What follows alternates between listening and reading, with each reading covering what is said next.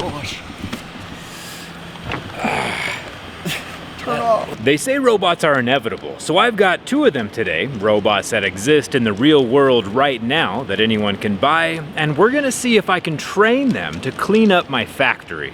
I have a brand new dog and a brand new Saros Z70 robot arm vacuum cleaner to give away at the end of the video, so stick around. This little guy's called Rocky. He's a robot-armed vacuum mop from a company called Roborock, and they sent me this and said I could test it out however I wanted. However, this little guy's only built for residential spaces, like homes, apartment, or offices, and not factory floors. Which is where the robo-dog comes in. He's mostly just good at walking around and looking creepy, but we've jerry-rigged him up with a vacuum backpack of his own, starting with a 3D printed adapter, which allows the portable shop vac to attach to his back, with a hose and nozzle that can just drag behind, which I think should work for the factory floor pretty well.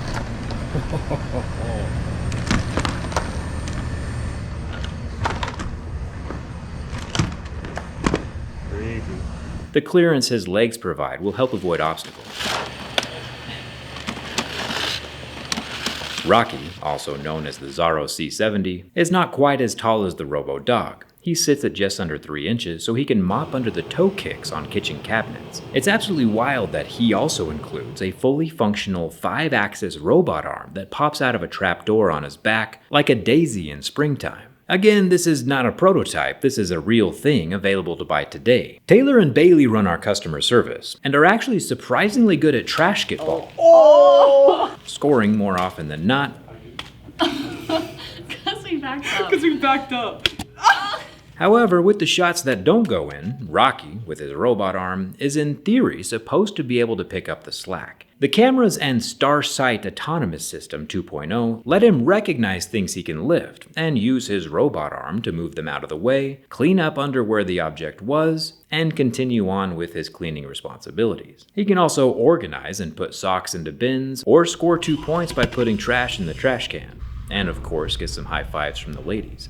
This is all in theory, of course. I found that manually controlling the arm with the app is a bit more fun. The first time I saw this thing, I knew I wanted to push it to its limits and see how much weight the arm can actually hold. Inside the housing, it says that the maximum payload is 0.3 kilograms, which is exactly 2/3 of a pound. We've devised a 3D printed tray that we can add nuts to increase the payload scientifically to see at what point the arm fails or ceases to function. We'll be starting with its maximum payload at 0.3 kilograms.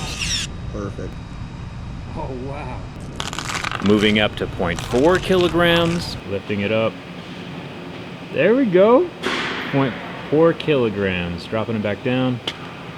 5 is next, still successful. We are now at 0.5 kilograms, gripping and lifting.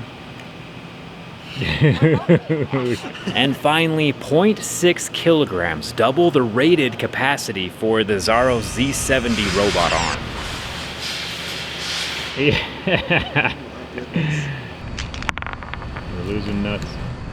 Okay, setting it down. Error 67. The Oh, robotic arm is 67. stuck. Please make sure there are no All right, we'll obstacles count in it. the robotic arm. It can barely move 0.6 kilograms.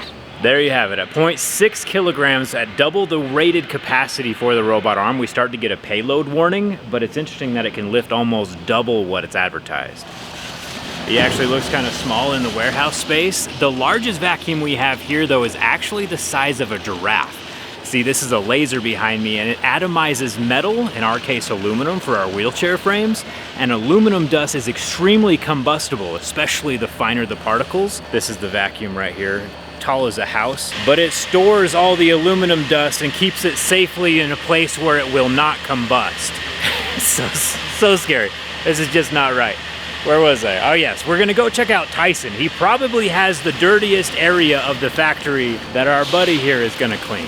Tyson is what we call the Lord of the Woodshop. This is where we build wooden push rims for our wheelchair wheels. They are classically rugged, but since he works with wood, there is always a lot of manly sawdust around on the floor. That works surprisingly well. Surprisingly, our robo-dog and the shop vacuum adapter appear to be handling the dust just fine. I'm manually controlling him at the moment, which is one downside of the dog. The Saros Z70 with the robot arm is a bit more autonomous on the vacuum and mopping side of things. Obviously, this is new technology, While the Saros Z70 is technically the first robot vacuum with a robot arm that can straighten up a room, he's a pioneer, and as a pioneer it means he's not totally perfect. But for the technology enthusiast who's always wanted a remote-controlled mobile robot arm, it's pretty dope. I found that his object detection skills could use a little more polishing. No items that can be picked up found. But as time goes on, over-the-air updates should help out with that. After all, he was just born yesterday. While vacuuming or mopping, Rocky can lift himself over cracks or seams in the floor or rugs, and has 22,000 pascals of suction power. I don't know what a pascal means, but that is a really big number. The flexi-arm riser side brush gets into corners or edges that the suction might not be able to reach, and it uses heated water for the mopping. On hardwood or laminate flooring is where Rocky has a few more tricks up his sleeve, which is a funny thing to say since he does technically have an arm and could very well have a sleeve. Sometimes the hot sauce on my boots gets spread out all over the kitchen, you know how it is. But Rocky can do a double pass with his mop pads and clean the whole thing up. The robot arm's object detection does work way better on hard floors. There are two organizational options, either picking up objects, in this case socks, and just moving them out of the way off to the side, so the vacuum can clean underneath them, or Rocky can move them to a designated storage area, which would probably finally make your mom happy.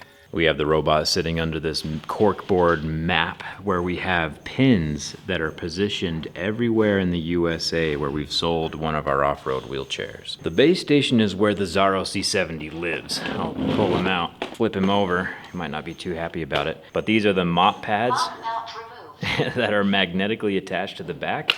It can also clean the mop pads in there in that little garage hole. We have the anti-tangle brushes, and then these wheels are what lift it up and over the carpet, as well as like cracks and seams in the floor, tiles and stuff.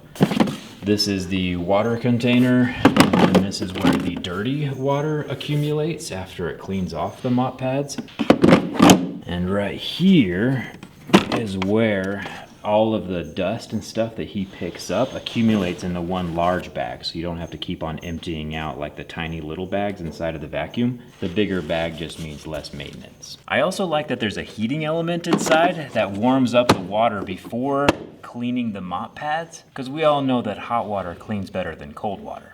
Robot hardware has improved astronomically over even just the past 5 years. The onboard lasers and LiDAR sensors give these little guys the ability to avoid obstacles and map 3D spaces with pretty incredible levels of detail. So when Roborock says that the Saros Z70 will soon be able to recognize 108 different objects and help clean up the house, I do believe that future is closer than we think. So am I nervous about the AI uprising? Absolutely, especially considering my history. I've taken apart enough robots to know that I'm probably first on the list to be taken apart. But for now, I feel like we are able to work in peace. Somewhere in this video, I have hidden a QR code that you can freeze frame, expand, and scan to get the instructions on how to enter to win one of the Saros Z70 robot arm vacuum mops or the 4-legged robo-dog, brand new versions. They are fairly expensive, so the giveaway is just here in the USA. Right now, this guy's selling for $1,999. I'll leave the links down in the video description, and I'm excited to see where Roborock takes us next. Their first round is pretty entertaining. Thanks a ton for watching, and I'll see you around.